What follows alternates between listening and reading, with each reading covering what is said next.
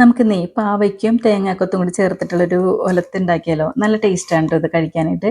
പച്ചമോരും ഈ പാവയ്ക്ക ഒലത്തിയതും ഒക്കെ ചേർത്ത് ഉണ്ടെങ്കിൽ ഒരു പ്രത്യേക ടേസ്റ്റാണ് ഉച്ചയൂണിന് കഴിക്കാനായിട്ട്.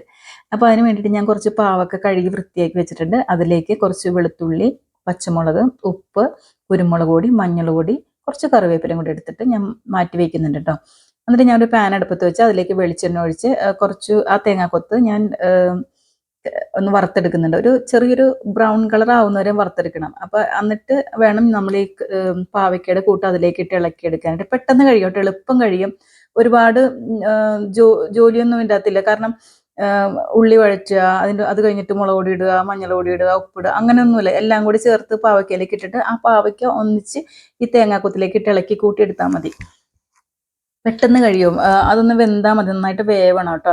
പിന്നെ കുറച്ച് ഉപ്പ് ഒരിച്ചിരി മുമ്പിൽ നിൽക്കാൻ പാകത്തിന് ചെയ്താൽ മാത്രമേ കയ്പ്പ് കുറയുന്നതായിട്ട് എനിക്ക് തോന്നിയിട്ടുണ്ട്. പിന്നെ ഈ തേങ്ങാക്കൊത്ത് ഇങ്ങനെ ഇട്ട് വറുത്തത് ചേർത്ത് ഉണ്ടാക്കുമ്പോഴും പാവയ്ക്കൊരു കയ്പ്പ് കുറവായിട്ട് എനിക്ക് ഫീൽ ചെയ്തിട്ടുണ്ട് കേട്ടോ. കണ്ടില്ല, നല്ല ഭംഗിയുണ്ട് കാണാൻ, കഴിക്കാനും നല്ല ടേസ്റ്റായിട്ട്. എനിക്ക് ഭയങ്കര ഇഷ്ടമാണ് പച്ചമോരും ചേർത്തിട്ട് ഉച്ചയൂണൊക്കെ കഴിക്കാനായിട്ട് ഭയങ്കര ഇഷ്ടമാണ്. അപ്പോൾ നിങ്ങൾക്ക് വീഡിയോ ഇഷ്ടപ്പെട്ടാൽ ഒന്ന് സപ്പോർട്ട് ചെയ്തേക്കണേ. എൻ്റെ അടുത്ത വീഡിയോയ്ക്ക് ആയിട്ടൊന്ന് സബ്സ്ക്രൈബ് ചെയ്തേക്കണേ. ലൈക്ക് ചെയ്യും, കമൻറ്റ് ചെയ്യും, ഷെയർ ചെയ്യുകയൊക്കെ ചെയ്തേക്കണേ. അപ്പോൾ അടുത്ത വീഡിയോ ആയിട്ട് വരാം. Thanks for watching. ബൈ.